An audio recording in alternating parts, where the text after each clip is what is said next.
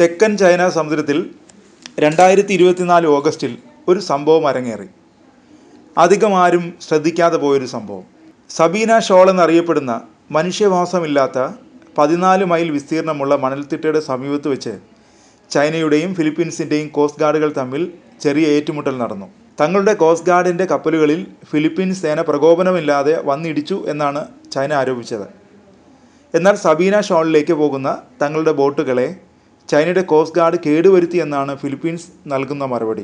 അതിനുശേഷം പല പ്രാവശ്യം ഇരു രാജ്യങ്ങളിലെയും കോസ്റ്റ് ഗാർഡുകൾ തമ്മിൽ ഈ പ്രദേശത്ത് നേർക്കുനേർ വരികയും കപ്പലുകൾ തമ്മിൽ കൂട്ടിയിടിക്കുകയും ചെയ്തു. ഒരു തവണ നാവികർ തമ്മിൽ ചെറിയ തോതിൽ ഏറ്റുമുട്ടൽ ഉണ്ടാകുകയും ഒരു ഫിലിപ്പീൻസ് നാവികന് പരിക്കേൽക്കുകയും ചെയ്തിരുന്നു. ഇതിൽ പ്രകോപിതനായ ഫിലിപ്പീൻസ് പ്രസിഡന്റ് പറഞ്ഞത് ഒരു ഫിലിപ്പീൻസ് പൗരൻ്റെ ജീവൻ നഷ്ടപ്പെട്ടാൽ അത് യുദ്ധത്തിന് മുന്നൊരുക്കമായി കണക്കാക്കുമെന്നാണ്. എന്നാൽ ചൈനയുടെ പ്രതികരണവും വന്നു കഴിഞ്ഞു. തങ്ങളുടെ മേഖലയിൽ കടന്നു കയറുന്ന ഫിലിപ്പീൻസ് നടപടി ഒരു ചോരക്കളിയിൽ മാത്രമേ അവസാനിക്കൂ എന്നാണ് ചൈനയുടെ നിലപാട്. എന്നാൽ ഇപ്പോൾ ചൈനയെ ചൊടിപ്പിച്ചിരിക്കുന്ന കാര്യം മറ്റൊന്നാണ്.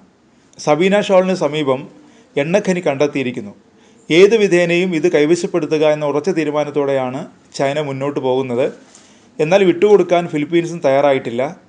ഏത് നിമിഷവും ഒരു യുദ്ധം ഉണ്ടായേക്കാമെന്ന സാഹചര്യത്തിൽ ദക്ഷിണ ചൈന കടലിലെ തർക്കങ്ങൾ സമാധാനപരമായി പരിഹരിക്കണമെന്ന് ഇന്ത്യയും സിംഗപ്പൂരും സംയുക്തമായി ആഹ്വാനം ചെയ്തിട്ടുണ്ട്. United Nations convention on the law of the see അന്താരാഷ്ട്ര നിയമപ്രകാരം ദക്ഷിണ ചൈന കടലിൽ സമാധാനവും സുരക്ഷയും നാവിഗേഷൻ സ്വാതന്ത്ര്യവും നിലനിർത്തണമെന്നും ഇരു രാജ്യങ്ങളും ആവശ്യപ്പെട്ടു.